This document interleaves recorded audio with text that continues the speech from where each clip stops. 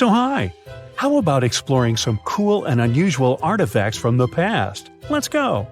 Have you ever heard of Chinese magic mirrors? These mirrors were made of solid bronze. They had two sides. The front was a shiny polished surface, similar to our typical mirrors. It was the back that did the magic. When bright light fell on the mirror, it looked as if it was transparent, and the pattern on the back of the mirror got projected onto the wall. The backside could have different designs on it, depending on what its creator wanted to depict. Since the mirror was made out of bronze, no one expected this optical illusion to occur. These ancient artifacts date back to 2900 to 2000 BCE. They became popular in China and were produced in large numbers at the time. Eventually, their fame faded away. For centuries, the magic of these mirrors baffled both people and scientists. In the 11th century, Chinese scientist Shen Ku decided to study the mirrors. He conveniently had 3 of them. He was surprised by the ability of the metal to act as if it were transparent. He believed that some tempering techniques created surface wrinkles on the mirror to make it translucent. Yet these wrinkles were imperceptible to the human eye. It turns out he was right.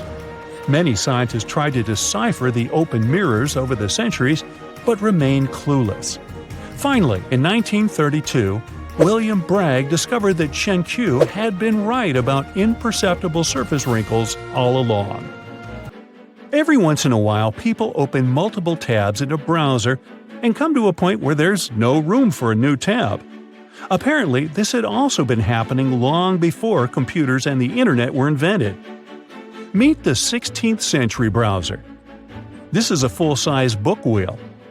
It's kind of a custom-made rotating bookshelf.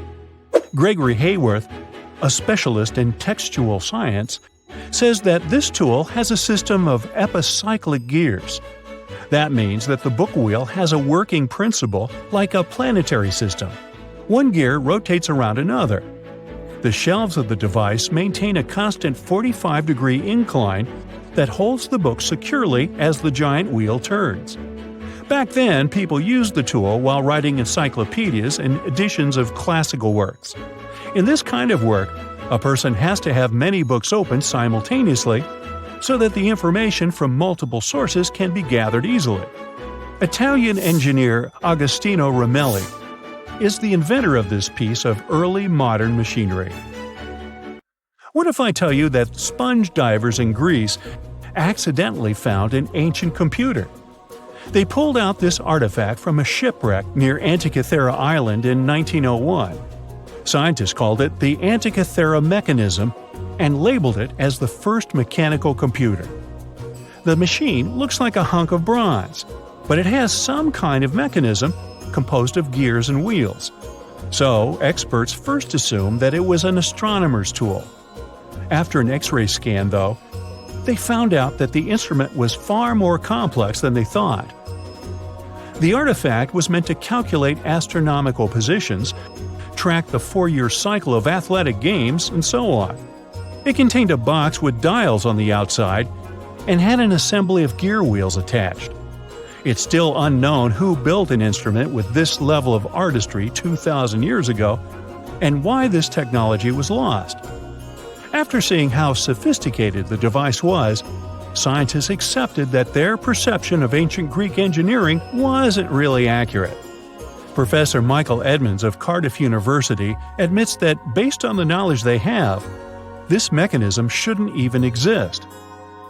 Edmonds says the machine is one of a kind and its astronomical calculations are precise.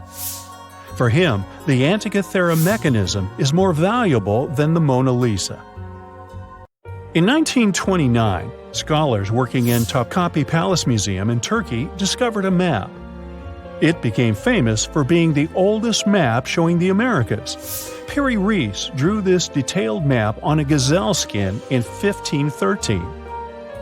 He depicted Europe, North Africa, the coast of Brazil, and several islands, such as the Azores and Canary Islands. The most exciting thing is that he created the map only 21 years after Columbus had set foot in the New World. Well, it was new to him. Piri Reis was a maritime scholar and a successful naval commander leading the Ottoman fleet. Yet, while drawing the map, he relied not only on his expertise in sailing. He created it by assembling and referring to 20 other regional maps, like the Arab map of India, 4 Portuguese maps, and the map of the western parts drawn by Columbus. Yes, the part he got from Columbus raised the heartbeat of many historians. Columbus drew a map during his 3rd voyage to the New World and sent it to Spain in 1498. It's assumed to be lost. Surprisingly, historians can now understand what Columbus noted down by looking at Piri Reis's map. Fun fact, he also drew another world map in 1528. Even though only about 1/6 of this map has survived, it's clear that it described the northwestern part of the Atlantic, the region from Venezuela to Newfoundland, and the southern tip of Greenland. The map also showed Antarctica centuries before its discovery. Historians had to rethink the chronology of history after getting this crazy information. Piri Reis described Antarctica's topography without ice in great detail. In the 1930s, workers found dozens of stone spheres in Costa Rica. Locally, they're known as bolas de piedra, literally stone balls. They were made by a civilization lost in time. What's interesting about these balls is their shape. They are perfectly spherical. How ancient people could make such precise shapes is a mystery. The spheres are of different sizes. Imagine a small one, like a tennis ball. Then put another one next to it, 7 feet in diameter. The largest spheres weighed 16 tons. Archaeologists are sure that these balls are human-made. Yet their purpose remains unclear. Some archaeologists claim that the spheres could represent the solar system or could be inspired by various stages of the sun and the moon. Others say that the stone's placement refers to the houses of chiefs. Most of the stone spheres were sculpted from granodiorite. It's a hard rock similar to granite. Experts believe that ancient people used smaller rocks from the same material as tools to shape these spheres. They also think that sculptors probably heated portions of the stones and then cooled them rapidly. This could have helped them to remove the outer layers of rock. Our next one is an ancient battery set found in Iraq in 1936. The set consists of a ceramic pot, a copper cylinder, and an iron rod. At the top, the iron rod is isolated from the copper by asphalt, and both the rod and cylinder fit inside the mouth of the jar. The copper cylinder isn't watertight, so if the pot was filled with a liquid, it would surround the iron rod as well. Archaeologists focused more on the oxidized iron rod because the vessel just needed to be filled with an acid or alkaline substance to produce an electric charge. After examining this bizarre artifact, an Austrian archaeologist hypothesized that the instrument made use of chemical reactions to generate electrical energy. That's why they likened the instrument to a battery. An ancient civilization might have used it for some kind of electrotherapy. Yet there isn't any electroplated object known from this period. So Koenig's hypothesis was rejected by many archaeologists, but nobody has proven him wrong either.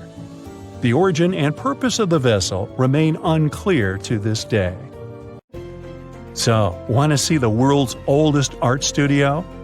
In 2011, archaeologists found 100,000-year-old shells in a South African cave. Those shells were used for paint making. A coating of bright red powder on the inside of a pair of shells is the proof. Archaeologists say they found a complete kit used to produce a pigmented mixture.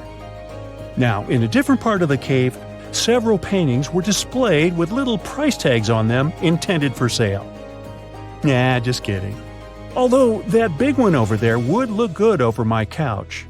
Phantasmagory is said to be the first animated film ever. It was made in 1908, and it's one of the earliest examples of hand-drawn animation. But did you know that ancient people entertained children with cartoons about 2.6 million years ago? A new study reveals that ancient people were the ones who first made pictures look animated. How? They carved pictures of animals on stones and placed them around fires. When the light starts bouncing around, those ancient animals just can't help but shake it and shimmy. The prehistoric carvings come to life in the flickering firelight, with those animals jumping in and out of focus like they're ready to party. Imagine how fun it would have been for prehistoric families to sit around a fire and create these animated carvings. It turns out that even some of the ancient wall paintings and carvings found in caves were inspired by their appearance in the moving light and shadows of flames. So, basically, these old-timey carvings were made to come to life when firelight hit them. And now researchers made a movie showing that cool effect on a 3D model of some horse engravings. The study says our brains are wired to see moving things in changing light, which is why these carvings probably mattered to our ancestors. In other words, cave people were like, hey, let's carve some cool stuff on this rock, and when we light a fire, it'll look like it's moving. And now these scientists were like, that's awesome! Let's make a movie to show this, everyone! Andy Needham and his teammates used modern scanning and virtual reality tech to study 50 flat carved rocks called plaquettes made of limestone.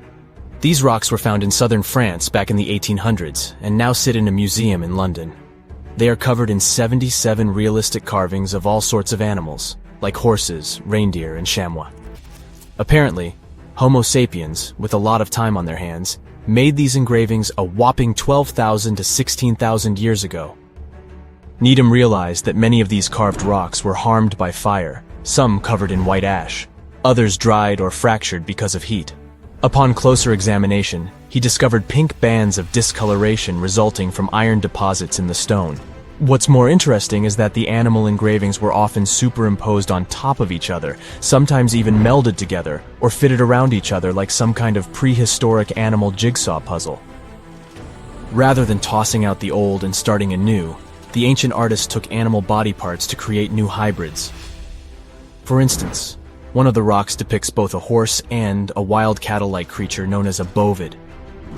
In this masterpiece of prehistoric art, the horse's abdomen and neck become the back and neck of the bovid, while the horse's head forms the bovid's ear. What a creative way of recycling. Researchers believe that the prehistoric rocks from Montestric were used as primetime entertainment for our ancestors. More than one person carved the animals. People from different levels of skills showed their artistic glory, and it was a group effort. The fact that these rocks were found together also suggests that this was a community activity. So it's like families were all gathered around the TV, carving rocks and cheering on their favorite carved animals. Who needs Netflix when you have Paleolithic TV? The engravings on these rocks and the signs they were exposed to heat suggest they were created to look like they were moving. Sometimes you see different animals in different poses, so one would come to life, and then another, and then a different one. It's like a Stone Age version of Disney. Similar techniques might have influenced some of the ancient cave paintings, such as those at the breathtaking Chauvet Cave in southeastern France. The animal portraits there are also overlaid on each other, and some look like they were heated by fires underneath them, which means that our prehistoric ancestors might have been the first animators in the world. Alright, since we talked about young people's favorite pastime activity, shall we take a trip back in time to discover the world's oldest toys? One of the most ancient toys discovered was a simple ball made from clay and found in the ruins of ancient Mesopotamia. It might seem like a simple toy, but our ancestors were playing with them as far back as 3000 BC. But back then, they didn't have fancy video games or elaborate board games, so a ball was the pinnacle of entertainment. But the Mesopotamians weren't the only ones having fun. In ancient Greece, children played with dolls made of clay. In Egypt, kids had toys shaped like animals, but they also had dolls made from materials like clay, papyrus, and ivory. But the most impressive thing about these dolls? They had movable limbs. That's right, our ancient ancestors were playing with articulated dolls before it was cool. But it's not all fun and games. Toys also had a practical purpose back in the day. In fact, many of the toys discovered by archaeologists were actually used to teach children important skills.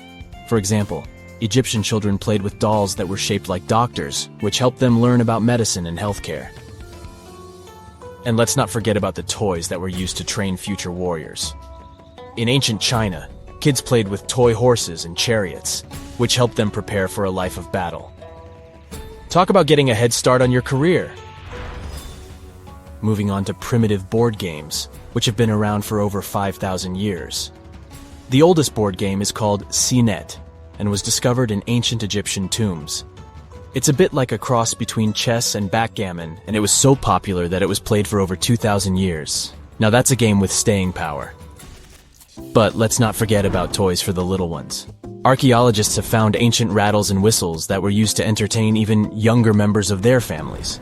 And if you thought your kid's toy collection was impressive, just wait until you hear about the ancient Egyptian princess who had over 100 wooden toys in her chamber. But perhaps the most surprising toy of all was the yo-yo. That's right. The yo-yo has been around for over 2,000 years. It was first invented in ancient Greece and was often used in battle, believe it or not. But eventually people realized that it was much more fun to just play with it and do tricks. Marbles are also around as a toy that has been entertaining kids, and some adults, for thousands of years.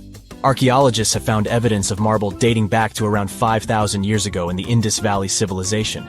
Back in those days, marbles were made from all sorts of things. Want to take a wild guess? Okay, I'll tell you. Fruit pits and small pieces of smoothed stone. That's right, those ancient kids were getting creative with their playthings. Some artisans even went the extra mile and crafted marbles from clay. Let's head back to ancient Egyptians and their adorable miniature boats made from ivory, wood, and clay. These miniatures may be acknowledged as toys, but they were also meant to represent crossing over to the other side. Viking kids had similar types of items too. A wooden toy boat over 1,000 years old was found on a farmstead near the coast of Norway. This toy looked like a real boat, and it would have been the ultimate cool thing, just like how kids today go nuts over race cars and drones. You can imagine little ones back then showing off their toy boats to their friends. Many of these toys are still pretty fun to play with today. There are many others left aside, like toy soldiers and spinning tops. Do you want to know more about ancient toys or gadgets from the early days of cinema? Let's talk about calendars, a super important tool in human civilization. Imagine if we didn't have calendars. Chaos, right? We wouldn't know when to celebrate birthdays, be able to plan holidays, or even show up for important events. Calendars bring order to our busy lives and help us make sense of time. But here's the cool part. Humans have been using them for thousands of years.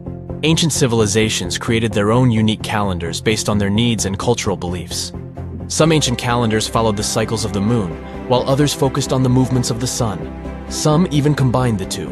Talk about celestial fusion. Today, we use the modern Gregorian calendar as our primary system. But did you know that alongside this trusty timekeeper, there's a whole bunch of other ancient calendars still kicking around? Yup, they're like old friends that we can't let go of. They help us celebrate cultural festivals, plan religious observances, and connect with our roots. So let's visit some famous ones. Buckle up. First stop, the Mayan calendar. These ancient Mesoamericans were serious about time.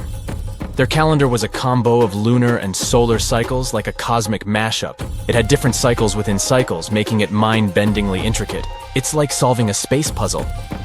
Of course, we can't forget the ancient Egyptians with their awe-inspiring calendar. They used a solar-based system and were keen on aligning it with the flooding of the Nile River. Talk about staying in sync with nature's rhythms. And finally, the Aztec calendar, a work of art in itself. It was a mesmerizing mix of solar, lunar, and ritual cycles. Its intricate stone carving, the sunstone, is like a cosmic masterpiece that captures the essence of time. These ancient calendars weren't just about marking days and months. They were packed with cultural significance, religious rituals, and historical events.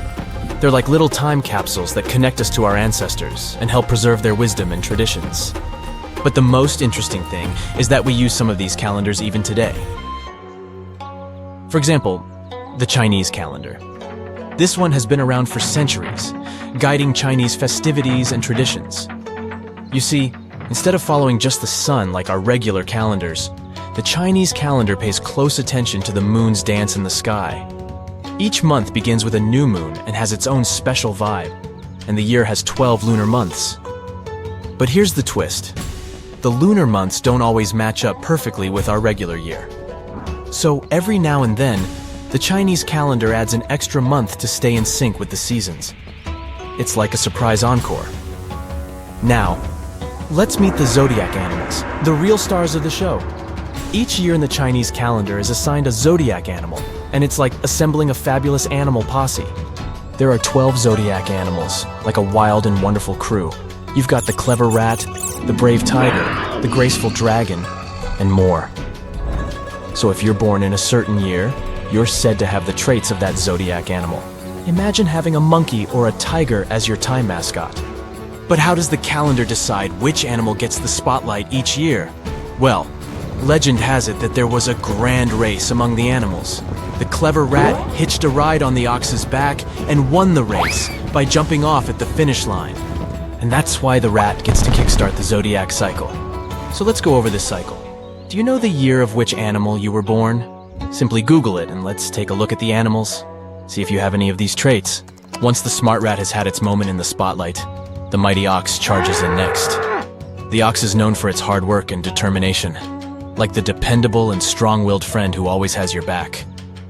After the ox, the fearless tiger pounces onto the scene. With its majestic stripes and fierce gaze, the tiger brings a burst of excitement and adventure. It's a daring feline friend ready to explore the world with you. Following the tiger's roar, the crafty rabbit hops into view. Picture a fluffy and adorable bunny, always ready to bring sweetness and harmony. The rabbit adds a touch of gentleness and creativity to the zodiac parade, like a gentle breeze on a spring day. Next up, the bold and fiery dragon. This legendary creature takes the stage with its majestic presence and mythical powers. It's like a friend with a mystical vibe, who's just filling the air with magic and awe. After the dragons, the wise and intuitive snake slithers into the play.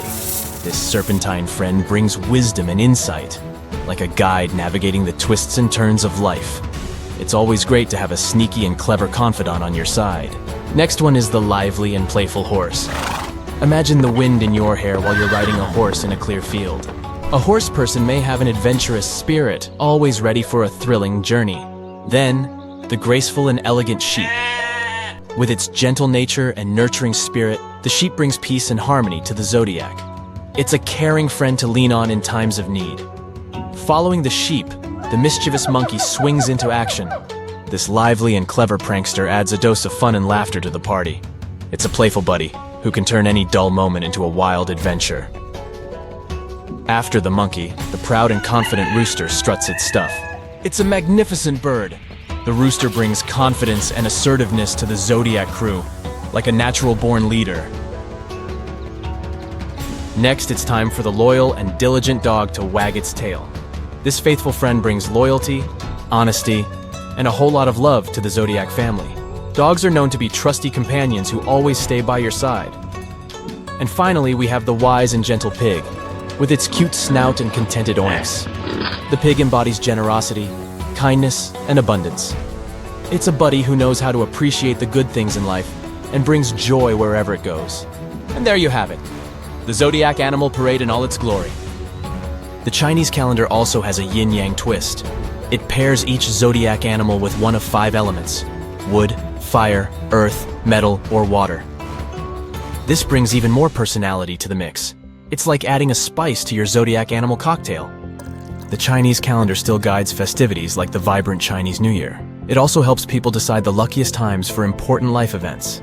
Need to plan a wedding? Check the calendar. Want to start a business? Yep, the calendar's got your back.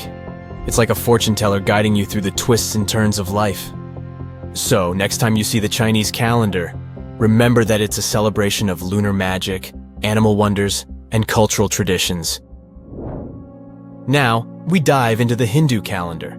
This one is all about embracing cycles and cosmic rhythms. Instead of just following the regular months, the Hindu calendar aligns with the movements of the sun and the moon. It's like a non-stop party with the cosmos. The Hindu calendar is also still grooving today, and it's packed with colorful festivals and celebrations. From Diwali, the festival of lights, to Holi, the festival of colors. It's a fireworks extravaganza combined with a vibrant paintball fight. The Hindu calendar is also used for religious observances and auspicious timings. It helps determine the best time for weddings, housewarming ceremonies, and other important life events. The The Hindu calendar doesn't just stick to the usual 365 days. It accounts for lunar months, solar months, and even leap years. So next time you glance at a calendar, remember that it's not just a bunch of dates and numbers. It's a remarkable tool that connects us to our past and guides us into the future. Ancient calendars remind us of our shared human history and the beauty of different cultures. So let's embrace this amazing diversity. We're in Siberia. It's so cold here that freezing gusts of wind are burning your face. All that white snow seems to be blinding you. This place resembles Antarctica because of the permafrost. Recently, a group of scientists researched one of the local rivers. With the help of a drilling rig, they extracted several samples of frozen soil. The scientists were shocked to find living creatures inside the ice. Later in the laboratory, they realized that the creatures were microscopic multi-celled organisms known as bdelloid rotifers. These creatures looked like little worms. Scientists knew that these worms could live in frozen conditions for up to 10 years. But the age of the rotifers found in the ice was about 24,000 years. And after defrosting, they began to reproduce, as if they had been sleeping for several hours, not thousands of years. Further analysis showed that these organisms could stay frozen for hundreds of thousands of years. The rotifers might have lived during the time when people didn't invent the wheel yet. And this isn't their only superpower. Bdelloid rotifers are among the most radioactively resistant animals on Earth. They can survive in places where there's no oxygen and water. They can also stay alive in areas with high acidity and can live without food and water for a long time. By the way, these are not the only creatures that are known for living for thousands of years. Particular types of moss and some microorganisms are also almost immortal. Nematodes, also called roundworms, are some of the most adaptive varieties of worms in the world. Imagine the Eiffel Tower standing tall and proud. And now, let's make it 10 times higher and place it underground. Exactly at this depth, many thousands of feet under the surface, scientists discovered these creatures. There's no sunlight and almost no air in this place. And since it's much closer to Earth's core than the surface of our planet, the temperature here is higher than in the middle of the hottest desert. Millions of tons of soil above create insane pressure. But all this couldn't prevent life from developing here. When roundworms run out of air, food, or when the temperature becomes too high, they get into a unique state of stasis, or deep hibernation. In this mode, the worm's metabolism slows down, and almost all the processes in their bodies stop. The creatures can sleep for a very long time, and only wake up when the environment becomes more livable. By the way, you don't have to go so deep underground to find these creatures. Nematodes are found all over the world. They can live in hot springs, deserts, high in the mountains, among the harsh ices of Antarctica, or inside animals and humans. Our next invulnerable creatures are tardigrades, also known as water bears. These are microscopic 8-legged invertebrates closely related to arthropods. It's impossible to see them with the unaided eye. But a conventional microscope will allow you to see tardigrades in detail. They look like minuscule bears. They're called water bears because they need a thin layer of water around their bodies at all times. It's necessary to prevent dehydration. Tardigrades have been found in all kinds of environments, from ocean depths to sand dunes. They're incredibly robust thanks to their unique organism structure. Yeah, they look soft, but their body is covered with a tough cuticle. This coating resembles the exoskeletons of grasshoppers, mantises, and many other insects. Water bears shed their old layer of the cuticle when they need to grow. Each of their 8 legs has 4 to 6 claws, which helps them cling to any surface. The bears can survive at a temperature that's almost 3 times as cold as the temperature in the ice of Antarctica. Heat doesn't harm them either. They have been proved to survive at the temperature that makes water boil. Also, water bears are not afraid of radiation and high pressure. In the depths of the ocean, pressure can destroy alloys of the strongest metals, but these creatures can withstand pressures 6 times greater. But the coolest thing is that they can live in the vacuum of space. Our planet has a magnetic field. This is a shield that protects us from solar radiation. Tardigrades don't need this protection. They can go into near-Earth orbit and come back unharmed. all thanks to a protein protecting their DNA from ionizing radiation. Like other immortal organisms, water bears can fall into a state of cryptobiosis. Tardigrades pull their head and legs inside their bodies and fall asleep.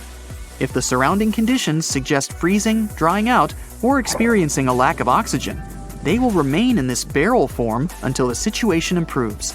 So those are microscopic organisms and microbes that can only be seen through a microscope. But how about something bigger? Meet ironclad beetles. They live in the southwestern US and Mexico. These insects can not survive high temperatures, live without oxygen, or in conditions of increased radiation. But their shells are so tough that they can only be pierced with a drill or hammer. Their durable exoskeletons are made of a special substance, chitin. It can also be found in the armor of crabs or shrimp. And still, the chitin of the ironclad beetle is so durable that it allows this creature to withstand the impact of a car moving at high speed. In times of danger, they can hide their whiskers and strong legs in special recesses in their shell.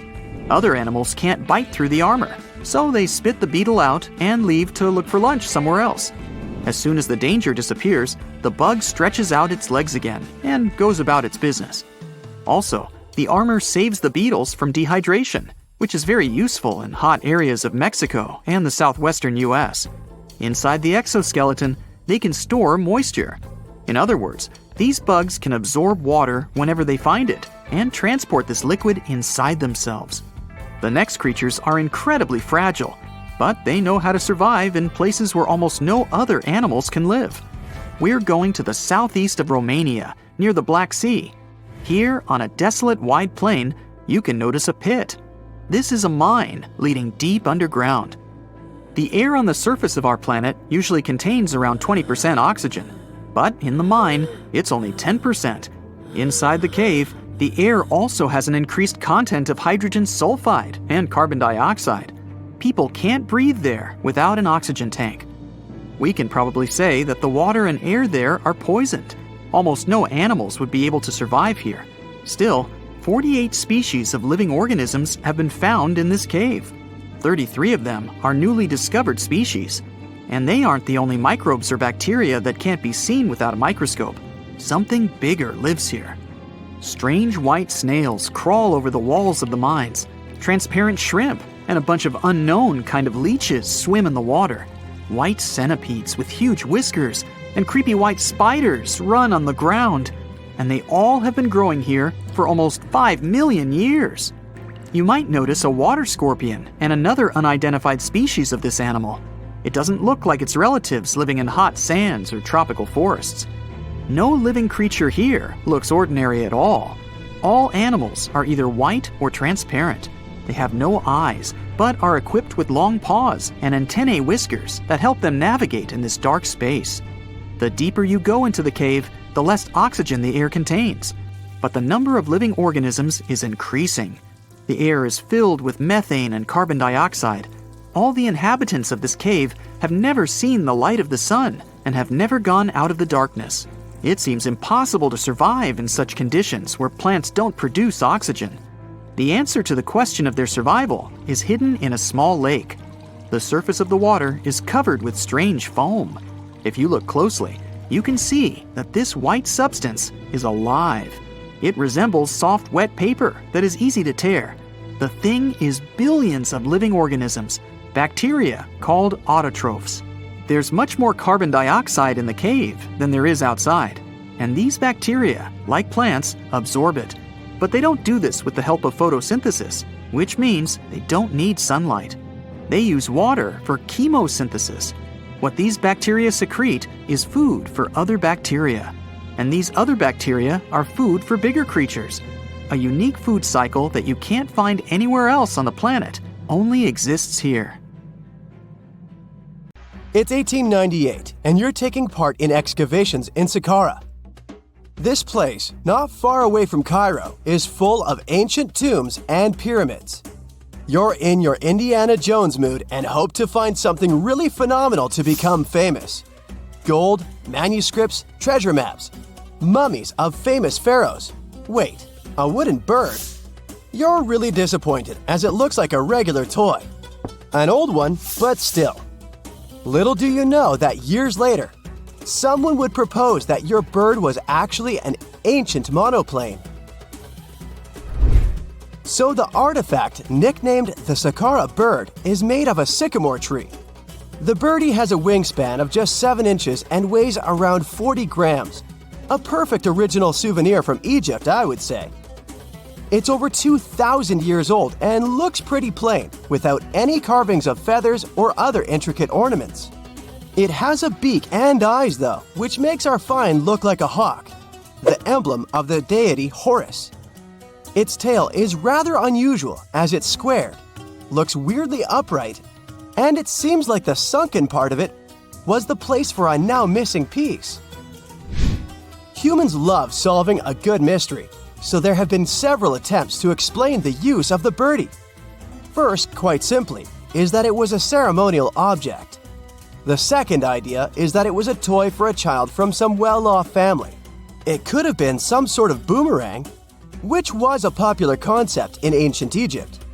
Then there was a theory that the bird had been used as a weather vane. But this one has been debunked as the figure doesn't have any holes or markings, except for the one made at the museum in Cairo to fix the exhibit on a stick.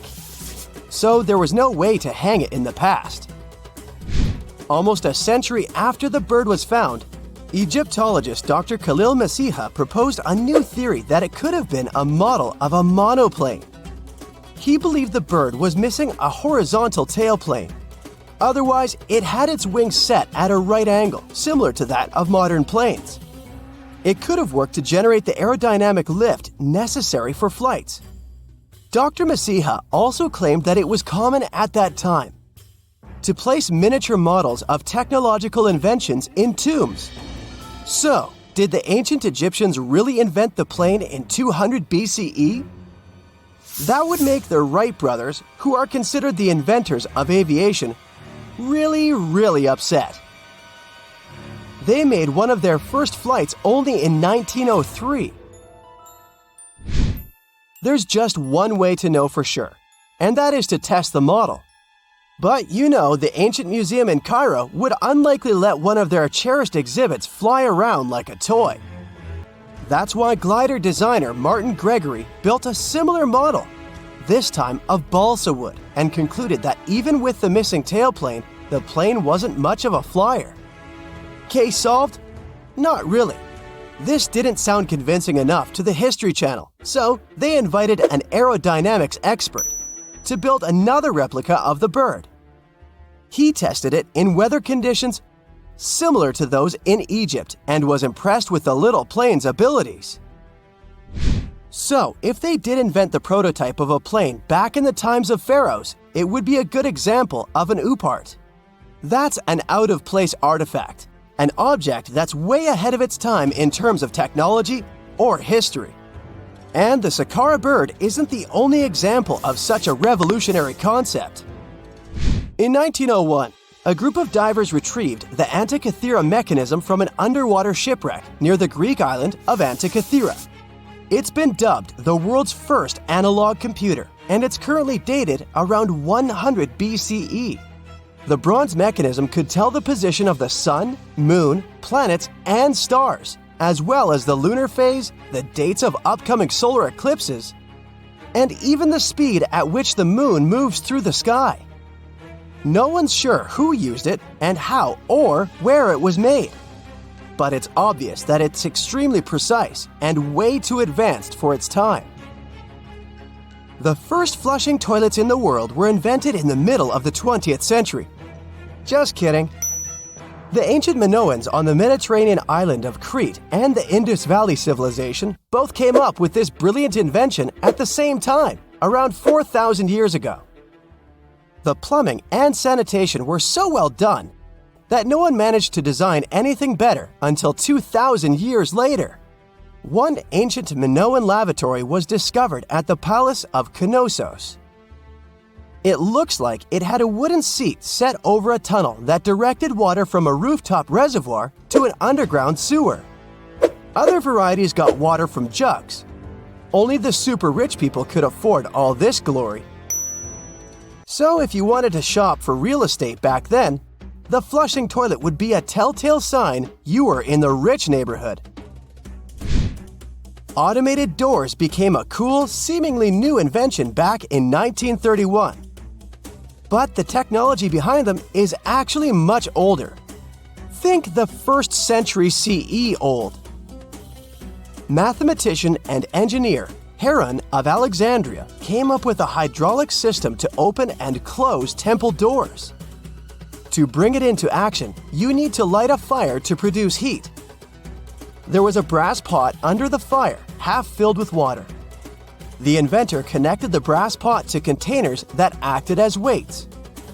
When the fire was burning, the water moved into the containers. They went down and pulled the ropes. It was nothing like a supermarket door that opens in front of you before you even have time to think. Heron's door took hours to open, and there was no way to stop the process. That's why they only opened the doors once a day before people entered the temple, to add some mysticism at the temple during ceremonies. Spooky. Looks like the first ever battery was invented in Baghdad around 2,000 years ago. A German archaeologist found this oval-shaped clay jar in 1938. Scientists are still not sure what purpose it served and who exactly invented it. There is a theory that it was used for electroplating objects with precious metals. When they filled it with a weak acid like vinegar, the battery produced around 1 volt of electricity. Another theory says it was a vessel for sacred scrolls. Would you like to buy contact lenses designed by Leonardo da Vinci himself? In 1508, he invented a glass lens with a funnel on one side. You were supposed to wear it with water inside to improve your vision. Sounds a bit uncomfortable, doesn't it? So, around a century later, French scientist René Descartes decided to improve the idea and make the cornea contact the future lenses. Contacts because they contact your eyes, get it? The glass tube with liquid did help improve vision, but blinking was sadly impossible. 2.5 centuries later, new technologies in the glass industry let scientists design contacts that would fit in the eye and even let the wearer blink. Thanks, guys! Still, those lenses were made of heavy blown glass and didn't let the eye breathe. About 50 years later, contacts became plastic, lightweight, unbreakable, and scratch-resistant, but still covering the entire eye. And then, in 1948, an English optical technician accidentally sanded down a plastic lens and figured out they'd still be in place even if they covered only the cornea. Imagine you're living in 19th century London and need to send a message to New York. It would have taken about 10 days to get there by ship. So when delivery time went from days to hours in 1858, it was a true sensation. The first message was sent by Queen Victoria herself. It was all made possible thanks to the transatlantic telegraph cable, running under the ocean. Sadly, the new cool invention only lasted a few weeks. It took years to bring it back to life. Tartessos, a mysterious, highly developed society that once flourished and then, without any warning, suddenly disappeared. Moreover, before they were completely gone, they performed some strange rituals, as if they were trying to save themselves from something. But what happened to these people? Let's try to find out. Let's go to the southwest of Spain, to about 2,500 years ago. Once, there was a beautiful city here, a trade center of Tartessos. Imagine the temple in the middle of a deserted town. A breathtaking, monumental 2-story building. There's a thick smell of frying meat in the air, and the smoke from its frying rises high into the sky, covering the patterns of the sanctuary. The sun has already set, and it's time to prepare for the ritual. We enter the ancient monumental hall. Inside, hundreds of people gather around a long wooden table lined with delicate ceramics and bronze bowls. They feast and drink. These people have much more fun than the animals outside the building. These animals are being prepared for the ritual. Horses, cows, pigs, donkeys, even dogs. All of them were brought here to appease the deities. And what happens after the ritual itself is even crazier. At the end of the ceremony, people take torches and set fire to the whole building. Everything turns to ashes and coals, and when the last embers fade away, they take shovels and begin to bury this place. It will take them at least several days to bury the former sanctuary under piles of earth. They work tirelessly. In some places, the thickness of the layers of mud and clay will reach almost 14 feet. And then these people, the last known Tartessians, just leave this place and disappear from our world forever. But what just happened? Why did they even do all this? Let's start from the beginning. Tartessos was first mentioned in Greek and Roman texts thousands of years ago, but for a long time, we had no idea what it even was. All the descriptions were contradictory and confusing. Some archaeologists thought that Tartessos was a kind of seaport. Others thought that it was a river or a water reservoir. They even said this place could be connected with the mystical Atlantis. But there was nothing to back it up with, so the scientific community quickly rejected this idea. But today, we know the truth. Tartessos was an ancient civilization. It's been located on the Iberian Peninsula, one of the southernmost islands of Europe. It flourished in the 9th to 5th centuries BC, and then, around 2,500 years ago, suddenly disappeared. They were quite rich. The island had rich reserves of metal, so their economy was thriving. Silver, copper, lead, and other good things were mined in the local Sierra Morena Mountains. Almost all the locals were engaged in trade. For them, it was a common thing. Isn't that strange that there were so few records left about them? And not so many monuments of their culture have survived to this day. In total, throughout Spain, scientists were able to collect around 20 archaeological finds related to Tartessos. 3 of them were excavated in the Guadiana Valley: Canto Roano, Casas del Toruñuelo, and La Mata. Let's start with the first one. Canto Roano was discovered in 1978. This find was one of the most significant pieces of the puzzle.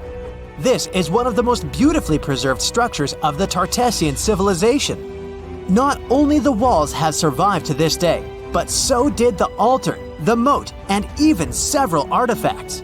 For example, some jewelry and wine glasses. It was a square building surrounded by a deep moat filled with water. And, to be honest, we still don't know its exact purpose. We only assume that it could be an ancient temple. Some rituals were carried out there. For instance, they would set fire to the temple and cover it with thick layers of sand and clay. They even left some expensive artifacts inside, tools, gold jewelry, and so on. Moving on to the next find. Casas del Toruñuelo is one of the best preserved buildings in the entire Western Mediterranean. We only discovered it a couple of years ago, back in 2015. And it hasn't been studied that well yet. But we already know that this place is also pretty weird. Casas del Toruñuelo was a very rich building. It wasn't just some kind of temporary camp. It was a place of monumental, impressive architecture. Massive staircases, vaulted ceilings, luxurious materials brought from all over the Mediterranean, and the latest construction technologies. It was supposed to be a place of power, maybe even something like a palace. And yep, it also became the venue for the rituals. It's unclear whether the locals intended to destroy this beautiful place from the very beginning, but this is where they performed the greatest ritual in the area. This ritual involved more than 50 animals, including the most valuable ones, horses. It was their only means of transportation. The fact that these people gave away their horses may indicate that they planned to stay here for some time. Perhaps they hoped to appease the deities and settle on local lands. The ritual was carried out exactly as they intended. And just like Canto Roano, this place was also set on fire. When the ritual ended, the locals buried this place and left, disappearing into the countryside of the Iberian Peninsula. Now it's an abandoned and quiet place. Just like Cancho Ruano, it's been standing here untouched for more than 2,000 years. The last find is La Mata, which was discovered much earlier than the other two, back in 1930. The resemblance between all of them was striking. La Mata had the same fate. It was burned and forgotten for centuries. All of this is very strange and mysterious. It seems like the locals were fleeing from something. Perhaps something happened that made them start building these banquet halls and arranging large-scale rituals. They thought that their deities turned away from them and tried to appease them. But unfortunately, it didn't work. As a result, they were forced to leave their temples and soon disappeared altogether forever. And by the way, why did they disappear at all? Well, this is another mystery of this civilization. One of the most important questions is, did they know that they were going to disappear? Or was it something unexpected? Did they suffer some kind of sudden catastrophe from which they were trying to escape? Or something else? Scientists have several theories on this. The first theory says that there may have been several major earthquakes and subsequent tsunamis in this region. These natural disasters destroyed local settlements and severely demoralized the survivors. Perhaps they were looking for salvation from this. Another theory is that there were some problems with trading. Since they were rich in metal and lived off their economy, any problems in it could lead to big troubles. If they had some kind of mining crisis, then relations between different nations could worsen greatly, and things could get pretty nasty. The truth probably lies somewhere in the middle. The most current theory says that around the 6th century BC, a large-scale tsunami hit the port. This greatly damaged the economy, which worsened the relationship between Tartessos and its neighbors. In any case, this seems to be speculation. This place is like a dream come true for archaeologists. It stores a huge amount of information and secrets that we have yet to unravel. The Tartessians had no idea that by burying their artifacts, they were making a real gift to the scientists of the future. And while scientists continue to study them, we can check out the stuff they have already discovered. History lovers can see Tartessian tools, horse figurines, and decorated ivory in the Archaeological Museum of Badajoz. Let's hope that in the future, scientists will learn more interesting things about this civilization, and we'll finally find out what happened to them. You know, scientists make discoveries that change the world, but even they can face mysteries. Here are 10 things that have baffled scientists. Imagine that you constantly hear a low-frequency hum, and no one can trace its source. Roughly 4% of the world's population hears the hum.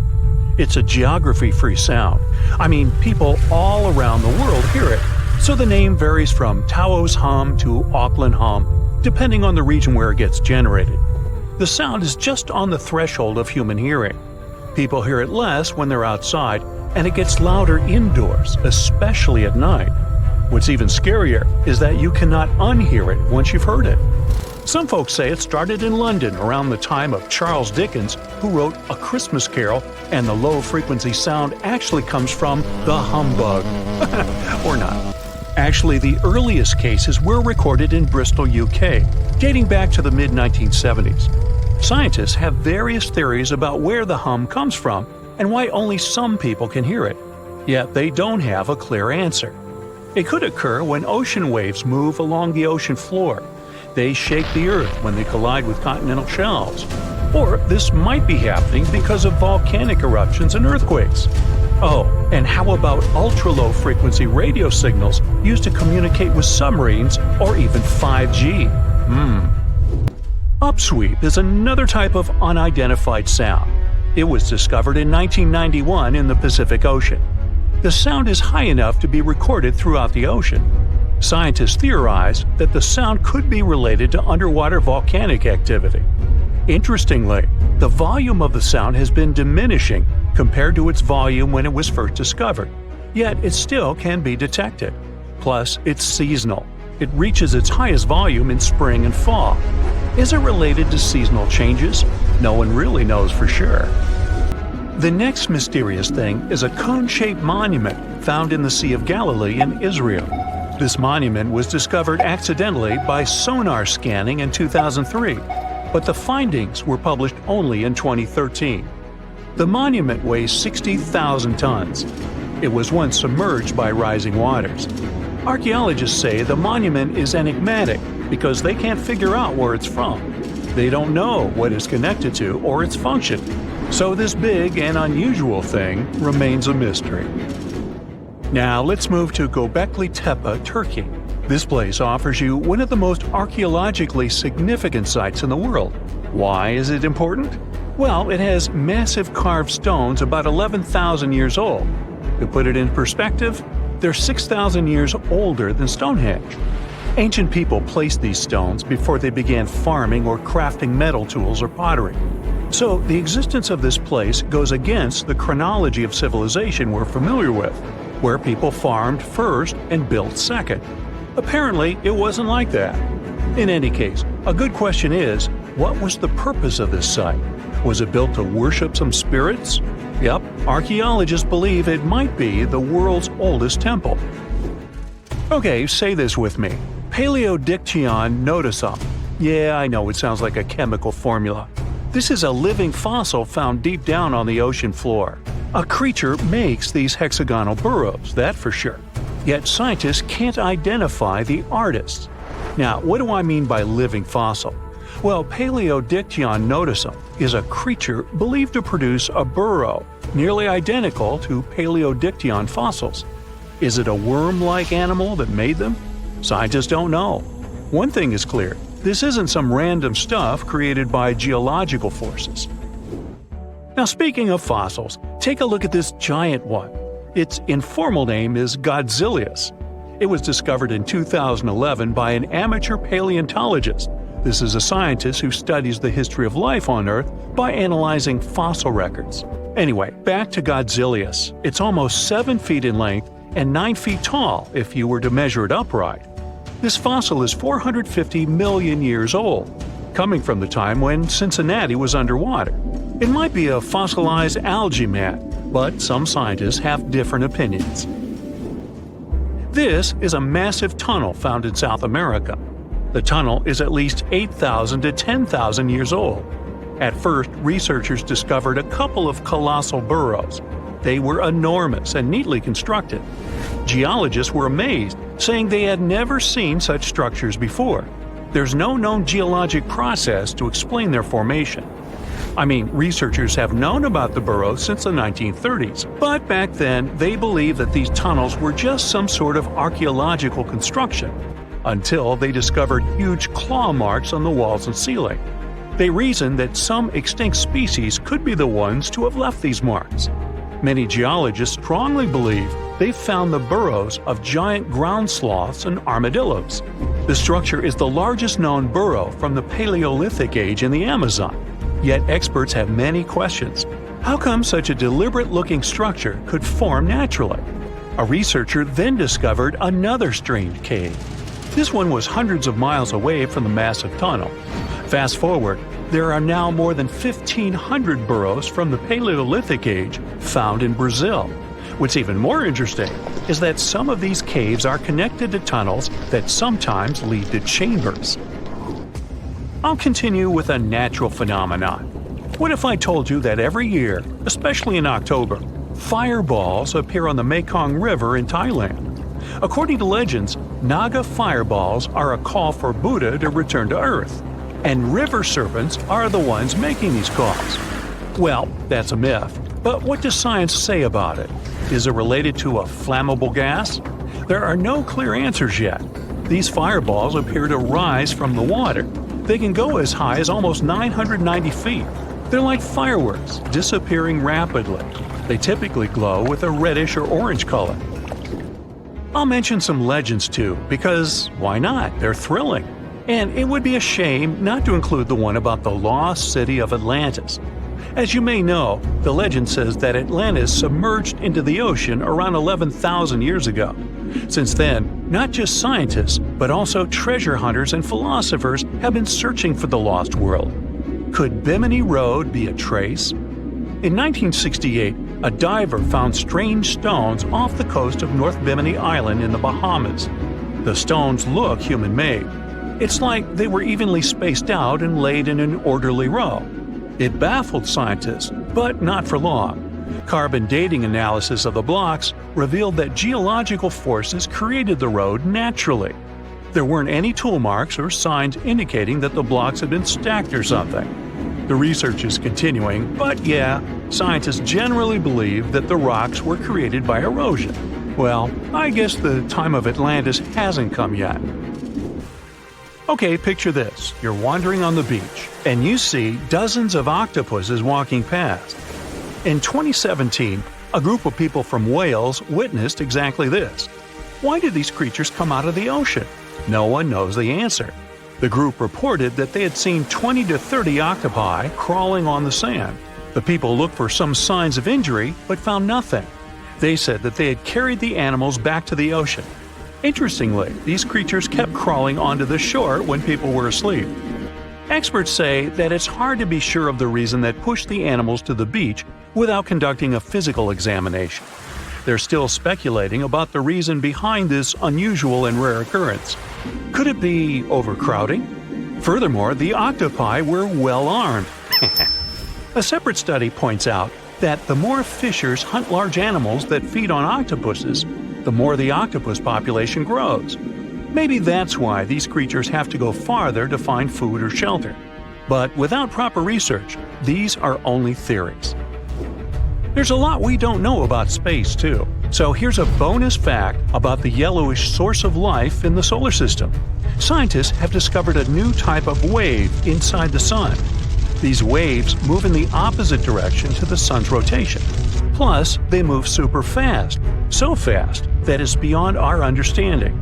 Researchers have different theories about the function of the waves. If they figure out their role, this could give them additional insight into the processes happening inside the sun. And yes, the octopi were well armed. Today we're going to an art history trip. Our main focus is to unravel the mystery of whether or not ancient statues has always been white. We'll visit museums and even time travel to try and get a glimpse of what these statues were really like back in the day. To kick off our tour, we land in New York. We climb the famous steps of the Met, the Metropolitan Museum of Art, and walk inside this enormous museum. You walk down the aisle and get to the room where one of the world's biggest collections of ancient Greek and Roman statues is held.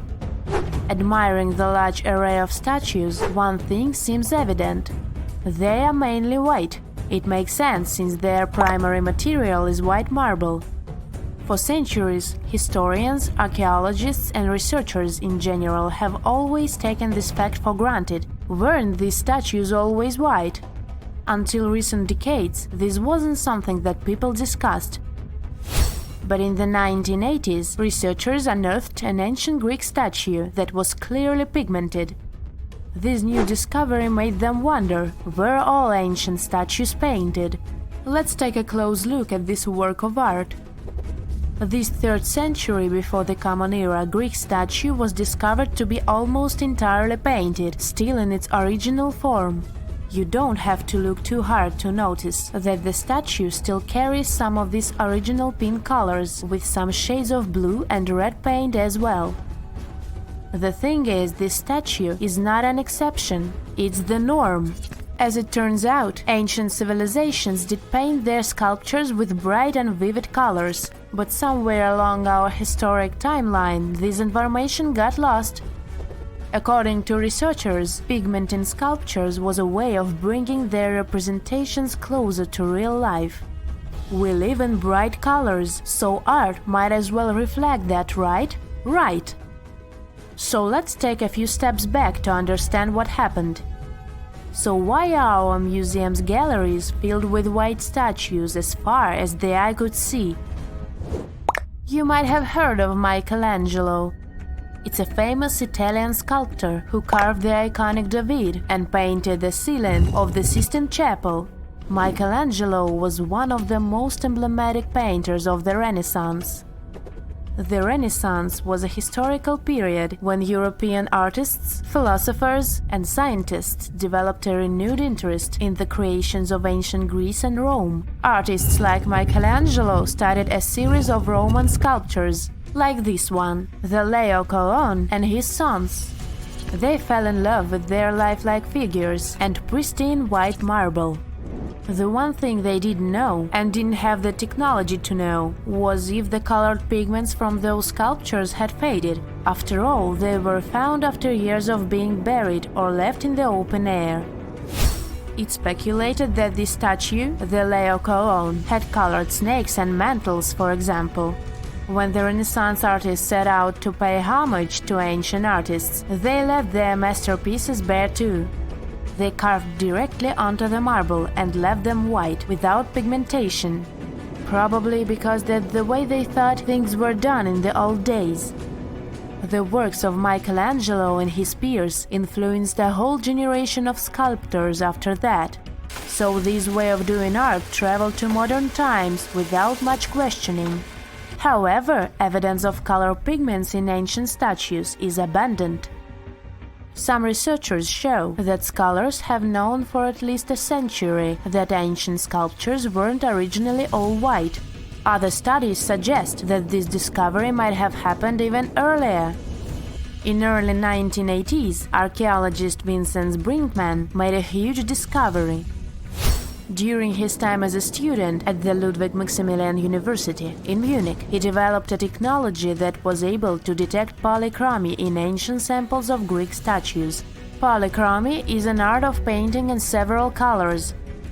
Anyways, he was taken aback by his discovery and confused as to why and how other researchers and archaeologists weren't talking about this. As it happens, the first discovery that ancient statues weren't all that white happened a long time ago, way before Vincent was born.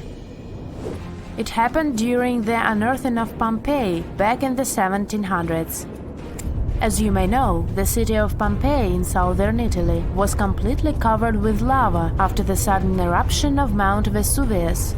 The city was destroyed, but the clouds of ashes that arose from the lava managed to preserve a lot of the city's structure through time.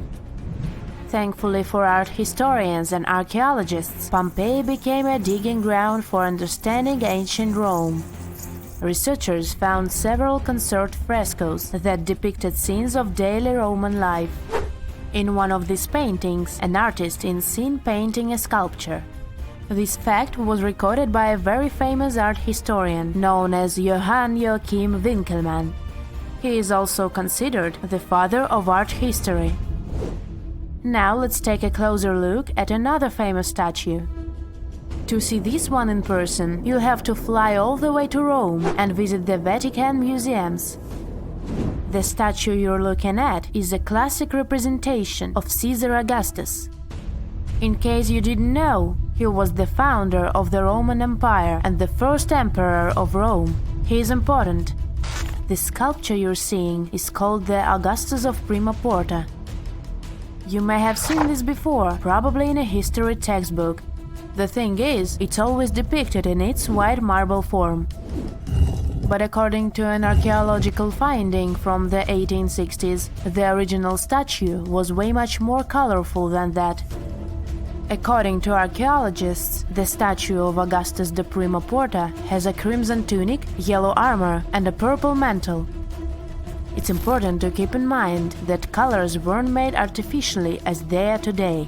Artists could only produce color from natural resources, so purple, for example, was an extremely difficult color to make. Back in the day, they derived purple from the mucus of a rare species of snail, meaning that anyone who used the color purple to pigment their art and clothes was powerful and wealthy. Well, this looked like enough proof for me that ancient statues weren't always white. But as we can judge by the look of our modern museums, there didn't seem to exist enough interest in the art community to further explore polychromy on the ancient statues. But remember that archaeologist we talked about, Brinkmann? Well, he has been collecting data on polychromy since the 1980s. At a certain point, he even began making colored replicas of such statues. The technology used is far from simple. To reconstitute these ancient works of art, Brinkman makes a 3D plaster copy of them. Then he paints them by hand with the help of his wife. To find out which color were used in the original sculptures, Brinkman uses UV light. Certain pigments glow under UV light, exposing traces that would otherwise be invisible. Take this colorful archer as an example. Look at these colors. This piece is the reconstruction of a marble archer in the costume of a horseman. To accurately depict the archer, restorers had to research a lot about the history of the region where the art piece was originally found, since colors have a cultural meaning. That, together with UV technology, allowed for the reconstruction you can now see. It seems very far from the idea we have of what the Greeks would make, but this is supposed to look exactly like the original one. According to Brinkman, we shouldn't be so surprised that ancient Western civilizations used bright colors to depict their realities. After all, the Romans and Greeks were heavily inspired by the works of art of Egyptian civilization, Old Mesopotamia, and Asia. For example, if you look at the famous Egyptian Sphinx, you might be led to believe that it always looked that way, but that wasn't at all the case. Modern studies and virtual reconstructions of the monument show us that the monument was very colorful. The body of the statue is believed to have been painted terracotta, while the regal headdress that circles the head is meant to have been golden blue. All of these were considered important colors in Egyptian times, and it was only suitable to use them to depict a pharaoh. It's nighttime, and you're about to walk inside Pharaoh Tutankhamun's final resting place. You know, King Tut. You don't have a torch, but at least you came with a flashlight. You walk down several flights of stairs and observe how the walls are carved in hieroglyphics and what looks like a spell. Those who take anything from this place will be doomed for life, the spell says. Even if you don't really believe it, this scares you a little bit. You find a huge stone door. Is it a trap? You manage to open it, but oh no, it's only an empty chamber. You check your map. It seems like you're heading in the right direction. After what feels like hours, you realize you must be trapped inside a labyrinth. You try to retrace your steps, but you can't find the door where you came in from anymore. That's it, you think to yourself. You've fallen for the Pharaoh's trap. What's worse, you didn't bring a lunch. Okay, so we've all seen Hollywood movies where the main character is exploring ancient ruins and faces some seriously dangerous traps, right?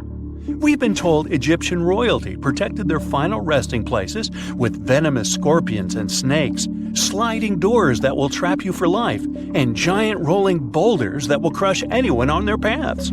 The thing is, were these traps truly real? Well, I regret to be the one to break it to you, but this is all fiction. These elaborate traps were too technologically advanced for ancient civilizations to pull off. That is not to say, however, that there weren't any traps at all.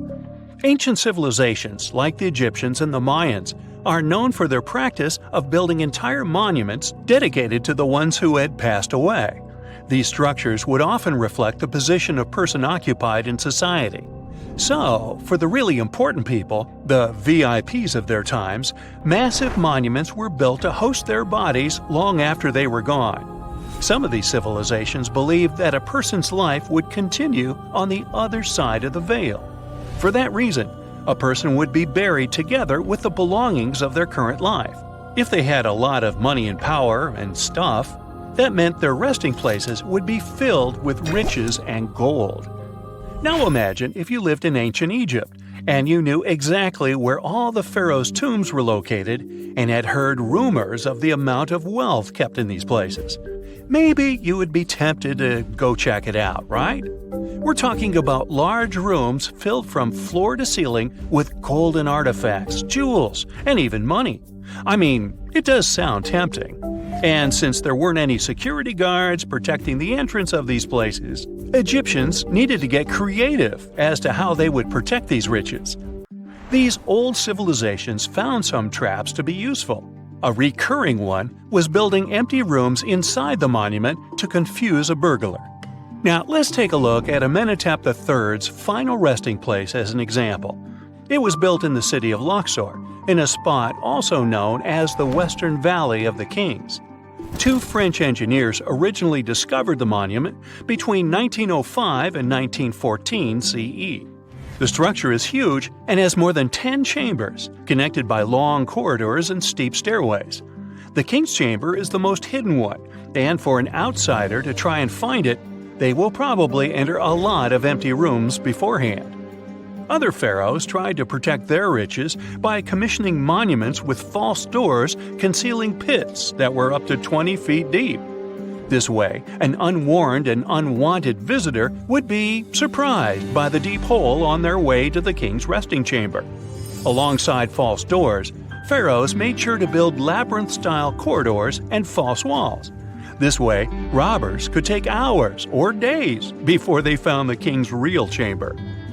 As to pits with poisonous snakes on them, if there were any reptiles inside these monuments, they probably got inside on their own, and would most likely not stay there for long. There is no way snakes would survive years and years without food inside these pits. So yes, another Hollywood-induced belief right there. If these traps seem boring to you, archaeologists did find an interesting deterrent in the final resting place of the Red Queen of Palenque in Mexico. Palenque was one of the most powerful Mayan cities in pre-Columbian Mexico, and the Red Queen was believed to be the grandmother of the last Mayan king, undoubtedly a person of immense importance to the empire. In her honor, a huge monument was built to keep her body after her passing. The discovery of the tomb itself was already thrilling. Archaeologists found an ancient monument when digging at the site back in 1994. The first thing they found was a room with a hidden door. Once they opened the door, they discovered a long corridor. Finally, at the end of this corridor was the Queen's chamber. The team of archaeologists was beyond excited to unearth this chamber with the mummy of the Queen herself still inside it. They found her to be accompanied by her pearls, jade shells, and expensive rocks. But as the team explored the remains, they saw something rather strange. The room was filled with a red-colored powder. Researchers knew that the color red was important to the Mayan people, and that much of their clothing and buildings were decorated with this color. But they didn't understand why the queen was buried with this unknown red substance. After they took a sample back with them for further analysis, they discovered that the red powder was cinnabar, a very dangerous mineral. This powder, when inhaled, can cause, shall we say, severe health damage to a person. The team concluded that this could only be a trap for anyone trying to steal her riches. Okay, so dangerous powders might have worked as the most intense traps we've seen until now. But perhaps the cheapest way to keep out unwanted visitors was to advertise spells written out all over the monument. We'd probably laugh at these today, but back in the day, they were more or less effective. Spells usually said that the person who took anything from that place would meet a tragic fate. Some spells said that robbers would lose their houses in big fires or terrible floods.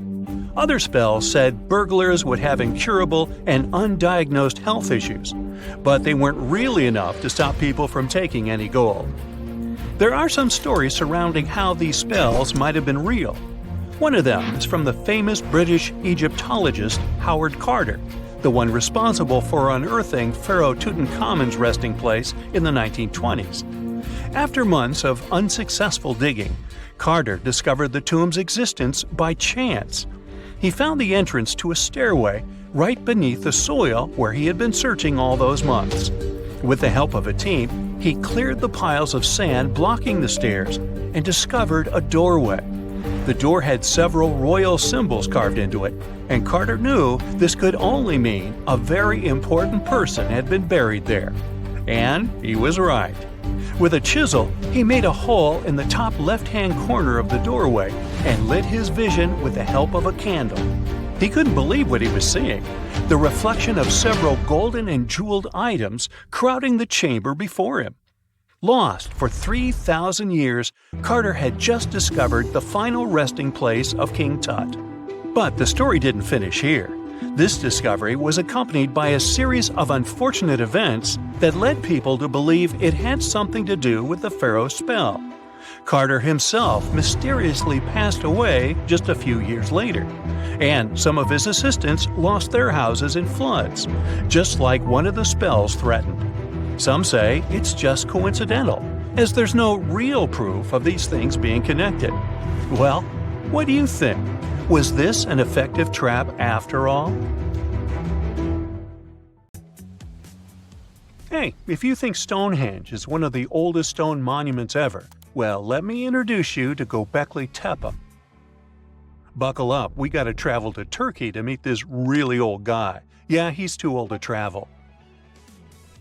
Jokes aside, Göbekli Tepe, an archaeological site located in southeastern Turkey that dates back to the Neolithic period around 10,000 BCE.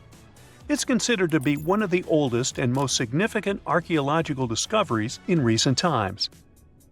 The site consists of a series of circular and rectangular structures made of stone pillars.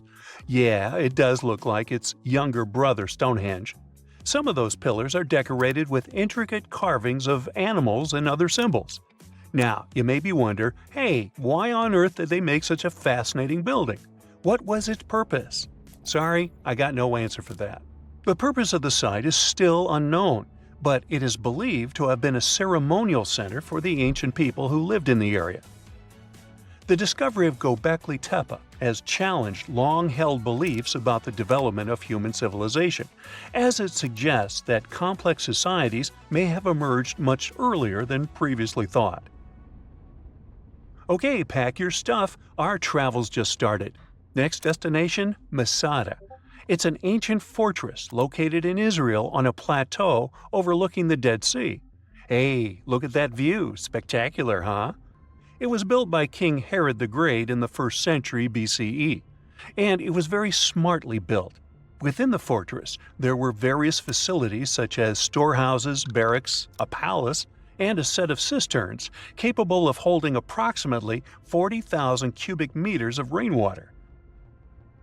People living there believed that the collected runoff from a single day's rainfall could provide sustenance for over 1,000 individuals for a period of 2 to 3 years. Access to the fortress was limited to 3 steep and winding paths leading up to fortified gates. Still, at one point, the fortress was occupied by people who had fled Jerusalem after the city was captured by the Romans. They held out against the invaders for several months, but eventually they were defeated. But these guys didn't surrender. The story of Masada has become a symbol of resistance and bravery. Today, Masada is a popular tourist attraction and a UNESCO World Heritage Site. The next flight is going to be short. We're popping over to Egypt to see the Karnak Temple Complex. It's a vast ancient Egyptian temple complex located in the city of Luxor, Egypt. It was built over a period of 2,000 years and covers an area of more than 200 acres. The complex is dedicated to the worship of the deity Amun-Roka. Wait a minute, that should be Amun-Ra, and it was one of the most important religious centers in ancient Egypt.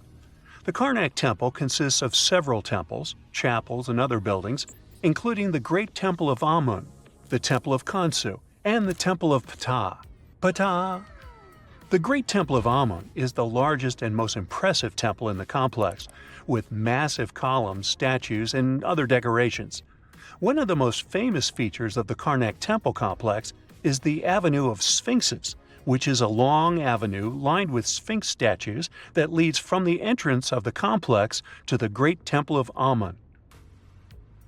Another notable feature is the Hypostyle Hall, which is a massive hall with 134 columns that are over 70 feet high. The Karnak Temple complex is a popular tourist attraction and a UNESCO World Heritage Site. It's considered one of the most important archaeological sites in Egypt and provides a fascinating glimpse into the religion and culture of ancient Egypt. Hey, we can't hop on the next flight and leave Egypt until we see the Pyramid of Djoser. It has another name, by the way. It's also known as the Step Pyramid. This ancient Egyptian site is located in Saqqara.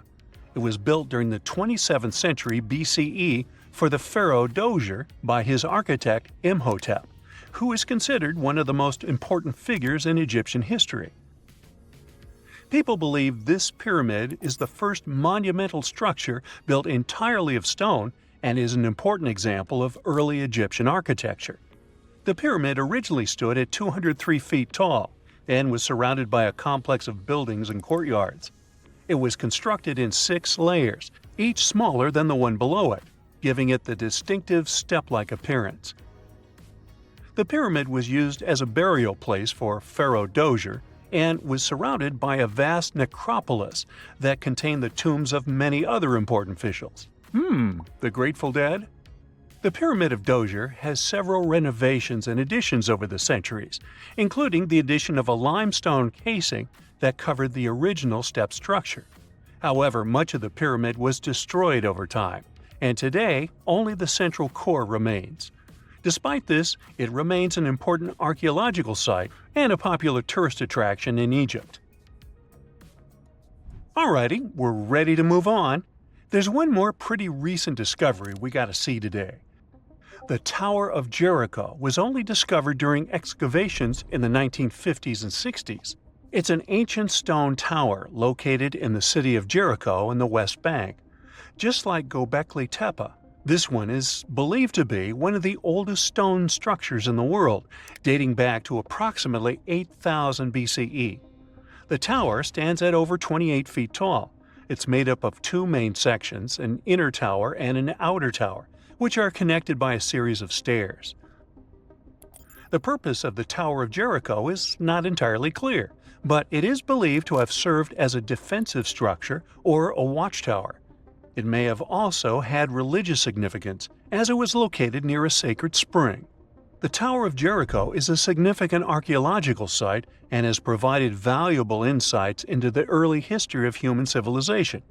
It's open to visitors and is a popular destination for tourists interested in ancient history. Now, this ancient site even got attention from Netflix, and they made a movie where the action takes place in Mohenjo-Daro. This site was a major center of the Indus Valley civilization in present-day Pakistan. Mohenjo-Daro was one of the largest cities of the ancient world, with a population estimated to have been around 40,000 in its peak. Trust me, that must have been a crazy megalopolis back then. The city was notable for its advanced urban planning, with sophisticated drainage and sanitation systems, and its impressive architecture, including the Great Bath and the Granary. Mohenjo-Daro was abandoned around 1900 BCE, and its ruins were only rediscovered in the 1920s. Today, it is a UNESCO World Heritage Site and an important archaeological site for the study of ancient South Asian civilization. We're heading to a teeny-tiny country that has quite an impressive history. Welcome to Malta. The Xigantia Temples are a Neolithic site located on the Mediterranean island of Gozo. They're probably one of the oldest freestanding structures in the world, dating back to around 3600 to 3200 BCE. The temples consist of 2 megalithic structures, each with multiple rooms and altars. The name Xigantia means giant tower in Maltese, as people believe that only giants could have built such massive structures. The temples are believed to have been used for religious purposes and are considered to be an important example of prehistoric architecture. They were added to the UNESCO World Heritage List in 1980. Well, you must be pretty tired, but there's one more place we gotta visit today. Our plane is already landing in Armenia, and we're here to see the Temple of Garni. Look, this one is well preserved. This temple dates back to the 1st century CE. It was built by King Tartessos I as a dedication to the sun deity Mir. Sadly, the temple was destroyed in the 17th century during an earthquake, which is quite a common thing for this area, but it was later reconstructed in the 20th century. Today, it's a popular tourist attraction and is also listed as a UNESCO World Heritage Site. Imagine you wake up one day to a world with no electricity, no internet, no money, No work or school. Nothing that you're used to. No, you're not in California when they shut the power off. You're not even in your own home, because you've been magically transported to the Stone Age. What could possibly happen next? Of course, your first reaction would be shock, but let's move past that. You've now accepted that you get to experience life Flintstone style. First, let's look around. This is your cave, where you live with your family. You have your own sleeping area that's covered in animal skin. However, you might also live in a primitive hut supported by mammoth tusks and ribs, with an animal skin over it as protection from the rain. Your morning routine won't include a quick trip to the bathroom or to brush your teeth or a hot cup of coffee. And if you're wondering where the Stone Age people did their business, well, it was basically anywhere outdoors. How convenient. Just pick a bush and go. All right, it's time to get out and explore the New World. But hey, don't forget to put on your clothes. No, nothing comfy and trendy from the mall. Back in the day, humans used the skins of the animals they hunted to create simple, rough loincloths. To make these hides more flexible, they had to chew them. Let's assume you already have an outfit for today and don't have to strain your jaws right now. Thousands of years in the future, humans will learn how to smoke these animal hides to make them last longer and start making tunics. What about footwear? Scientists believe it was present around 40,000 years ago. Take a small piece of animal skin and wrap it around your foot. Then stuff hay under the heel to create some kind of sole. Voila! One shoe is done. Do the same with the other foot, and you're ready to roam. Now, don't be scared. You're not going to face a giant mammoth right outside the shelter. Ancient humans were pretty smart and learned animals' habits because it was the only way to survive in the wild. So they chose caves or built huts in the safest places they could find. Now go down to the river and wash your face. Are you curious to find out what you'd look like in the Stone Age? Take a peek at your reflection in the water. See, you're not that much different from the modern you. Just that your hair is a mess and you might be a few inches shorter, with a more developed jaw because of the harsh diet. And look at those bulky muscles. Well, that's what you get when your life is all about running and fighting with wild animals while hunting. Yes, hunting is on your to-do list today. But first, it's time for breakfast. Luckily, you have some leftovers from dinner. Eggs, wild fruits, and berries. Sorry, no gas stove to cook the eggs. Why not try to do it over the fire? Here's a free tip. Find 2 small but sturdy and dry wooden sticks. Place some dry leaves or a chunk of your own hair at the base for kindling and rub the sticks vigorously against each other. Keep going. Be patient. Okay, finally there's an ember. Good job. Now you can cook your breakfast using a flat stone as a frying pan. Need a fork? Sorry, that won't be invented for thousands of years. See that seashell attached to a wooden stick? That is your spoon. Come on, the jungle is waiting for you. Thankfully, the Ice Age is long gone, so the weather is warm and lush greenery is in abundance. That's good for you since you have to pick different edible plants, nuts, fruits, and wild grains. It wasn't until around 10,000 BCE that folks in the Stone Age learned how to grow their crops and domesticate animals. Only then could they finally stop moving from place to place in search of good hunting grounds. Oh look, there's some grapes. Let's snatch them. But how do we gather grains, you might be wondering? Well, allow me to introduce you to some Stone Age tools. By the way, the Stone Age is named after the tools that humans invented that were made out of wood? No, obviously, stone. Let me help you out again. Here's a U-shaped stone sickle that knocks down the grain stalks. It's time to bring everything you've collected to your camp. Now that the shock of time traveling is worn off, you notice that there are a few other huts near your dwelling. Those are your neighbor. Betty and Barney Rubble, I guess. Stone Age people usually united in groups of 20 to 50 and helped each other to survive. Okay, you can eat grapes and other fruits raw, but what can you do with raw grain? To separate the grains from the husks, take a stone bowl and a small grinding stone and grind the grains. Now, if you mix smashed grains with water, you'll get gruel. Fry it on stones the way you did with the eggs, and there's your first flatbread. Yeah, it doesn't taste amazing, but don't forget, it's going to be another 15,000 years before your favorite bakery gets built. Is it dusk already? Brace yourself, my friend, because you are about to go hunting. But I've got good news for you. You don't have to do it alone. Stone Age people survived this period because they did almost everything together. So, call up your camp neighbors and get ready. How would you feel living in such harsh conditions? Let me know in the comments. But how did humans communicate back then? At the very beginning of the Stone Age, they only used a series of cries and gestures to express their fear, joy, pain, or warning to the others about imminent danger. It was much later that they learned how to pronounce specific sounds using their teeth, tongue, and mouth. That's how both speech and language was developed, which made their life much easier and leveled up their teamwork. Of course, anthropologists have no clue how exactly their language sounded, since obviously no written traces are left, and nobody left any tapes either. Oh, what's a tape? Ancient technology, don't worry about it. So, you and your camp fellows need to take some special hunting tools with you. What are they? The first and most primitive things used for taking animals down were long, sharpened wooden sticks, and sometimes just a big rock. But over time, sharpened sticks turned into sophisticated spears. The points weren't made of metal yet, of course. It's too early for that. Instead, they used small, sharp-edged stones attached to a long bone or stick. This was a very important invention since it made hunting less dangerous. Their chances of staying alive were better because they didn't have to get as close to an animal and could hunt it from a distance. As dusk settles, your hunting group goes deep into the jungle. You should be looking for large herbivore animals like elephants, woolly mammoths, giant bison, deer, and reindeer. They won't be only your dinner, but will also give you a supply of furs, bones, horns, and hides that you can use for your household. There were two main hunting techniques back then. The first was rather time-consuming but safe. It included digging a huge hole around the place where animals went to drink water. That hole served as the trap for your game.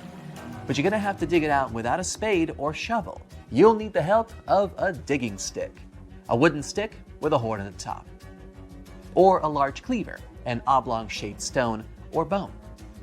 After the hole is ready, you'd have to hide nearby and wait patiently for an animal to fall in. The other technique required the whole hunting party chasing the animal down and forcing it into mud and water channels where they get stuck and have no way to get out. Did you see that? It's a deer. Run! Run as fast as you can and try to corner it straight into the swamp. Oh no, got away. Yeah, not every hunting session is going to be a success. In fact, most won't. But your tribe still needs something for dinner. Better move on to fishing then. Don't worry, you won't have to catch fish with your bare hands. Fishing nets and harpoons are at your disposal. Nets were made from tree bark and grass. The oldest one, found by archaeologists, dates back to 8,300 BCE. Harpoons made of antlers usually had a rope to pull the catch back up to shore. It was used mostly for big targets like whales, tuna, and swordfish. Okay, once you've asked around where a good spot would be, throw the net in the river. Now you have to wait. Oh look, there's some fish. Pull the net with all your might. Come on, tribe, help him out. I mean, don't look at me, I'm just narrating here. All right, good catch, and not a moment too soon. You've just made sure you won't go hungry tonight. Bring what you caught into the camp and get some rest. The others will take care of the catch. Now I know what you're thinking. It's all work and no play. And yeah, life in the Stone Age was anything but easy. But still, humans did have some forms of entertainment. No, you're not going to an amusement park or a cinema, but you can pass the time playing music on flutes, made from bird bones and mammoth ivory. You can also take up a hobby like crafting, making necklaces and bracelets from tusks, bones, and shells. Or you can get full-on artsy and draw patterns on your body using a paint made from ochre. It's a type of red clay. Or paint some pictures in a cave. Carve something crazy to make archaeologists in the future wonder what it meant. Can you smell that? It's dinner time. Go on, enjoy it, you deserved it. Doesn't it taste so much better since you worked so hard for it? All right, now that you've experienced a day in the Stone Age, let's take you back home to the modern day. The next time you complain that your internet is too slow or the food you ordered is 15 minutes late, think about how much harder life used to be for people in the Stone Age, and how it is only thanks to their tireless efforts to survive that you and I get to enjoy our pretty comfortable lifestyle today. The majority of us have believed for a really long time that Stonehenge, one of the most iconic monuments in the world, was an ancient calendar because of its alignment with the summer and winter solstices. But no one could figure out how it really worked. Now, a team of researchers have come out with another study. It turns out that Stonehenge could have functioned like the solar calendar. It's a similar principle to the solar calendar ancient Egyptians used to have, the one based on a year composed of 365.25 days. Each of the stones from this big mysterious sarsen circle represented one day within a month. Sarsens are what we call these large boulders. It's actually a perpetual calendar, where people could track every winter solstice sunset. That way, those who lived near Stonehenge, which is today Wiltshire, UK, could keep track of the days and months of the year. We all now understand this mysterious calendar system because of this interesting discovery in 2020. The team has identified the source of 50 of the 52 sarsens that make up the iconic stone circle we all know about. They analyzed the chemical composition of these sarsens and traced their origins to the West Woods in Wiltshire, which is about 15 miles away from the monument. Not only did these 50 sarsens come from the same source, but they were also placed in their current position at approximately the same time. They make the outer circle of Stonehenge, together with a horseshoe-shaped inner ring. Near the center of the monument, there are smaller rocks, known as bluestones. The team traced the origins of the bluestones all the way to Wales. They also discovered that the sarsens share a common chemistry, over 99% silica with trace elements.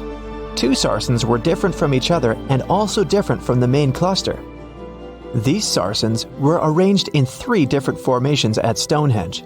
30 of them formed this huge stone circle that dominates the monument.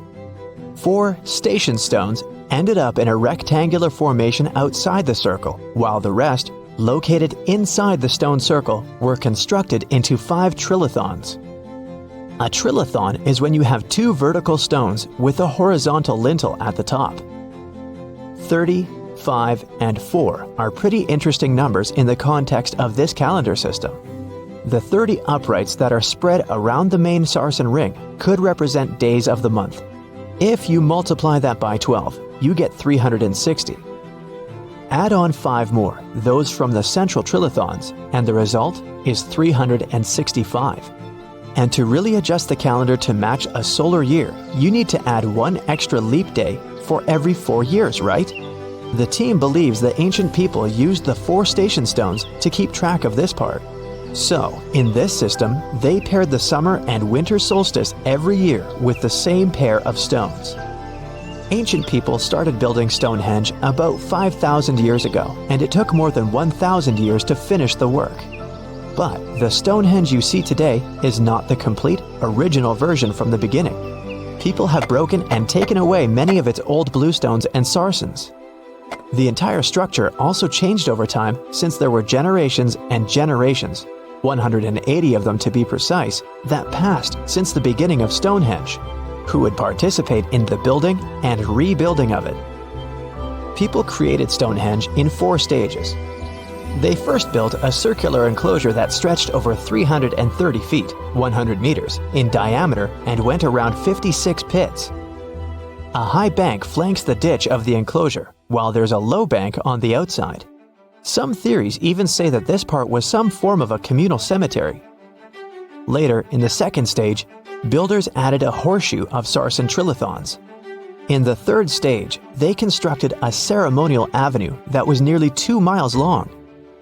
It possibly traced the path of the bluestones. People moved from the Aubrey holes to the Q&R holes, a double arc that these bluestones have been arranged into. At this stage, builders also reorganized the entrance stones and recut the main enclosure ditch. During the 4th stage, the stones were broken and builders etched carvings into the sarsens. Later, the bluestones ended up being modified again. Builders didn't leave any written records about how they managed to drag these heavy stones to the site and get them to stand so perfectly upright. But there are theories that say their techniques were more closely associated with woodwork than masonry. They made mortise holes and protruding tenons because they wanted to slot these stones together, and they used tongue and groove joints to do that. When they dug the hole for the stones, they placed timber poles at the back of the holes that were used as brace support. Then they moved the stone into a position and hauled it upward with ropes. They packed rubble into the hole to make sure the stone stayed in place. A pre-industrial farming society put this fascinating monument together using only tools made of stone and bone. Not even the wheel had been invented yet. This unusual formation is also known as ringing rocks. The stones you can see at Stonehenge have some pretty odd acoustic properties. When you strike them, they produce a loud clanging sound. That could be one of the reasons why people bothered to transport them over such a long distance in the first place. In some ancient cultures, people believed that these rocks contained healing powers. It's a really popular location that attracts over 1 million visitors a year. When it first opened to the public, visitors were allowed to walk among the stones. They could even climb on them, as there weren't any restrictions. Until the 19th century, visitors would regularly chip off pieces of the rock to take them home as souvenirs. They would also engrave their initials into the stones. They camped within the circle and dug fire pits, not realizing that the digging pits could seriously undermine the stability of the entire monument. Over time, visitors have encountered more and more restrictions until the monument was finally roped off in 1997 because of the serious erosion of the stones. That means if you want to visit, you can only view it from a distance unless you want to pay extra for the stone circle experience, which can be arranged outside of normal visiting hours. Stonehenge originally had 2 entrances that led into the enclosure. There was a wide one to the northeast and one that was a bit smaller and located on the southern side. If you look at it today, you can see there are many more gaps. This is mostly because of tracks made later that once crossed the monument. The ground within Stonehenge has been severely disturbed, and it wasn't just about random visitors digging fire pits. There was a group of people who dug a large deep hole within the stone circle in the 17th century because they were looking for treasure. Then there was Charles Darwin, who also did some digging because he was studying earthworms in the area. He wanted to know how these worms could impact objects in the soil over time. He observed how a fallen stone there had sunk deeper into the ground and realized it was happening because of the activities of these tiny creatures who churned through the soil all the time. In 1963, there was a theory that Stonehenge had been built as some sort of computer that predicts solar and lunar eclipses. Later, some proposed it was actually constructed as a monument to ancestors that had passed away. This theory says the permanence of its stones represented the eternal afterlife. The average sarsen you can find there weighs 25 tons, while the biggest one weighs around 30 tons. If you want to get an idea of how massive these stones really are, you can go behind the visitor center in the outdoor gallery to check out a replica sarsen stone. It's a true copy of a freestanding upright from one of the trilithons that are located in the inner horseshoe of the monument. There are 5 Neolithic houses at Stonehenge based on real archaeological evidence of houses found in that area. Each of them had stake-built walls and a chalk floor. Some even had furniture. There was also a lot of trash discovered, which means people in this area used to like celebrations and feasting. Research has shown that people lived in these houses for 50 to 100 years, around 4,500 years BCE, which was the time when the builders brought the sarsen stones to Stonehenge. During the time they were building Stonehenge, generations of people went through major changes themselves, from the Stone Age to the early Bronze Age.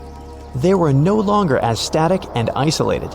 They started to travel and trade more, which means they communicated way more than their ancestors, even internationally. This is how they could have spread the word about Stonehenge, and it's also when the whole mystery and fascination with the monument began. You've probably heard about the mysterious sea state of Atlantis. It was a high-tech utopia where people lived happily, but then something happened, and Atlantis disappeared from the face of the earth. Many people believe that this city lies at the bottom of the Atlantic Ocean. But what if we've been looking in the wrong place all this time? What if it's somewhere different from where they're trying to find it? What if all this time Atlantis was in the middle of the Sahara Desert? Well, this unexpected theory has some evidence, but to study this version, you first need to understand what Atlantis was and how we got to know about it. The very first mention of the mysterious city was in 360 BCE. Ancient philosopher Plato wrote about Atlantis. His work, Dialogues, described Atlantis as a rich land with advanced technologies. Its inhabitants were powerful, intelligent, and beautiful, like superhumans. He described in detail the structure of the city, and this was the main reason why many people believed in the existence of Atlantis. According to his records, the Atlanteans built this place in several concentric circles of black and red stone. Then they covered these circles with brass, tin, and precious metals. In the city, there were water channels on which ships sailed. The Atlanteans were sailors, so they built a passage from their city to the open sea. On the internet, you can find many drawings of Atlantis, created based on Plato's descriptions. Take a look at these drawings and an actual photo of the Eye of the Sahara. This place in the Sahara has a shape of several concentric circles. It looks as if a destroyed city left a trace on the sand. Many people have written online that the lost city was located there, but no one could prove it. Once upon a time, the Sahara was filled with rivers and lakes. In prehistoric times, there was only water there. So far, everything matches. The Eye of the Sahara was first discovered in the 1930s. This place was considered a crater from a fallen meteorite. But in the middle of the 20th century, scientists conducted a soil analysis and refuted the version with a fallen space rock. In the end, everyone agreed that this was a dome of molten rocks under which magma was raging. For millions of years, wind and water had been destroying the formed landscape and eventually made it look like perfect circles. But what if the Atlanteans once came to this place and used natural circles to build a city? In this case, we would have many traces and artifacts from this developed civilization. And yes, archaeologists did find some arrowheads, spears, oars, and other things there. But this has nothing to do with Atlantis. In the Eye of the Sahara, a multitude of Acheulean artifacts lies. It was an ancient tribe that frequented this place. For the first time, Acheulean tools appeared more than 1.5 million years ago. Some of the items found there may be 130,000 years old, and according to the records, Atlantis existed about 12,000 years ago. Archaeologists found no artificial structures in this place. There was also no debris or traces of a large city. People would have found some stuff if a big city with advanced technologies had existed here. The main supporter of this idea was one YouTube channel. It collected 1 million views and attracted the attention of many historians and anthropologists.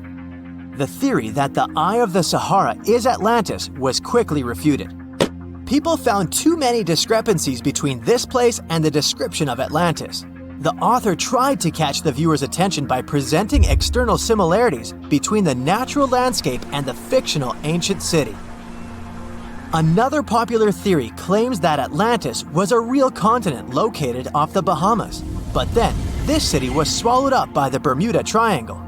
According to this legend, the city ruins still lie at the bottom of the triangle, but there's no confirmation of this theory either. Writer Charles Berlitz invented it. Adherents of this theory claim that the walls and streets in the western part of the Bahamas might be the ruins of Atlantis. But scientists disagree. They have proven that these walls are natural formations of coastal rocks. There are also rumors that the story of Atlantis was inspired by an actual historical catastrophe, the Black Sea Flood. This is the Bosporus, a strait in Turkey connecting the Black Sea and the Sea of Marmara. Around 5600 BCE, the Black Sea was twice as small as it is now and had many cities on its shores. Unfortunately, a huge flood destroyed this flourishing civilization. Within a year, cities descended underwater, and surviving inhabitants moved to foreign lands and spread stories about the flood. Maybe these stories inspired Plato to come up with Atlantis. In the 1950s, people came up with another version. Atlantis was the continent that is now Antarctica. Tens of thousands of years ago, a warm continent with a developed city shifted to the northern part of our planet because of the movement of Earth's crust. The Atlanteans couldn't adapt to the cold conditions, and Atlantis was covered with a thick layer of ice. This theory was refuted when scientists began studying the tectonic plate's nature. It turned out that Earth's crust couldn't have moved such a huge continent as Antarctica. The tectonic plates don't behave this way at all. But the main question is, was Atlantis real? No one had described it before Plato. Perhaps the philosopher came up with it. Maybe he did this to emphasize the correctness of his views on life and to identify his philosophical theories. In his works, he wrote a lot about divine and human nature and how people can destroy this nature. He spoke of decaying ideal societies because of immoral behavior and vices. The Atlanteans were once moral, spiritual people who created a utopia, but then they became greedy and mean. They destroyed their inner nature, and for this, they had to witness the destruction of their city. One night, fires and earthquakes hit Atlantis and plunged the city into the sea. The higher powers punished people for their immoral behavior, and Plato also wanted everyone to be afraid of moral decay. But judging by the descriptions of the earthquakes and fire, it may seem that Atlantis was destroyed by a volcanic eruption, as it was with the ancient Roman city of Pompeii. And such destructions have happened pretty often throughout history. Natural disasters ruined many developed cities. One of the most famous cases occurred in 1100 BCE in the Mediterranean Sea, when a volcanic eruption destroyed the highly developed Minoan society. The Minoan society existed for about 2,000 years. These people mostly lived on the islands of Crete and Santorini, located north of Crete. The Minoans had beautiful houses, a sewage system, and a developed economy. They were engaged in agriculture, grew fruits and vegetables, painted frescoes, and made jewelry. They were the first people to found the thalassocracy, an empire based on the sea. They lived off of fishing, piracy, and maritime trade. At the time, they performed cruel rituals, and their way of life was far from moral. They were used to earthquakes on the island of Santorini, so they reinforced the walls of the city with wooden beams, but they didn't know what a volcanic eruption was. And when the sulfur smell appeared in the air, they didn't suspect the impending catastrophe. When the volcano spilled out tons of lava and ash, all the residents of Santorini abandoned their homes and tried to escape, but they couldn't. The eruption and earthquake triggered a tsunami. A large wave flooded the coastal part of the island of Crete. This hit the economy of the Minoans hard and destroyed their port harbor. Then, foreigners attacked Crete and finally destroyed the developed civilization. Some historians think that Plato could have referred to the Minoan Empire when describing Atlantis. Using their example, he showed how immoral actions could destroy people. Now, we wouldn't call this island mystical unless there were tales of giants living here. The island of Gozo in Malta is the backdrop of an ancient legend. Malta is an island country located in the Mediterranean Sea, just south of Europe. It's a very strategically located archipelago. Throughout history, it was ruled by many different societies, such as the Phoenicians, Greeks, Romans, and Carthaginians. One cold night, thousands of years ago, a farmer noticed the sky turn orange, then red, when he heard a loud thump. Although the ground seemed to be moving, this wasn't an earthquake. When he looked toward the woods, he saw a giant silhouette, taller than the trees. As he fearfully approached, he realized it was a woman, a giant woman. She introduced herself as Sansuna. Unlike the terrible giants of many tales, Sansuna didn't want to exterminate the human race. She was loving and caring. She told the farmer that she and her people could help protect their land from invaders. The locals were pretty interested in this offer. Since Malta is located in an important commercial route, it was constantly being invaded. The story says that Sunsuna settled in Malta, and sooner rather than later, she was moving things around. And when I say things, I mean monoliths. Sunsuna carried huge stones on her shoulder to build a magnificent temple called Gigantia, which means place of giants. She even did this while holding her half-giant, half-human kid on the other shoulder. Some say Sunsuna lived exclusively on beans and honey, although others replaced honey with water. The funniest bit here is that Malta is the 10th smallest country in the world, but it somehow managed to host giants. Hey, go figure. The temple looked like a giant game of Tetris, with some stones weighing as much as 20 elephants. Some of these monolithic rocks are so heavy, scholars guess it would take 50 men working together to lift just one stone. Now, as much as this is entertaining, humans never proved giants were real, so this story couldn't be true. There's a brief mention of a species of giants called the Nephilim in some ancient texts. The Nephilims would have been terrible giants that wreaked havoc on the earth and only survived until the Great Flood. But nobody ever found real proof of this species really existing on Earth, until this came along. The world of Maltese archaeology unearthed quite a few shocking things in the past years. One of them are known as the hypogeum skulls. Hypogeum is the Greek word for underground, and this incredible site was discovered in the first decade of the 20th century. Back then, Malta's National Museum director received an important phone call. Someone had accidentally dug some impressive bones and asked him to come check it out. The hypogeum looked like an underground city, filled with mazes and rooms that stretched along multiple floors. They were all made with similar limestones as the Maltese temples above ground. The hypogeum was filled with important relics and artifacts. Scientists quickly understood that the hypogeum was built as a type of final resting place for locals. So, along with skulls, they found a lot of bones and skeletons. One of these artifacts were skulls, but these weren't regular human skulls. Rather, they were of the elongated type. To make matters worse, these skulls were hidden from the public for years. People started to talk and created a bunch of theories behind it. The truth is that this discovery was a turning point for Maltese archaeology, although scientists didn't know what to do with it. Some wondered if these skulls were natural or manipulated, since they knew some cultures in the world used head binds to alter their skulls. Other scientists threw in the hypothesis of little gray people or even the legendary giants. Some say that the elongated skulls could have been sculptures that worshipped otherworldly deities. There was no way to confirm any of these theories, so the question remained: who were the builders of Malta's megalithic temples? Now let's take a look at what scientists know. The Maltese megalithic temples have been standing strong since 3500 BCE, which is even older than the pyramids of Egypt. The main dilemma here is that these temples were built even before we invented writing, yet they required advanced technological skills to exist.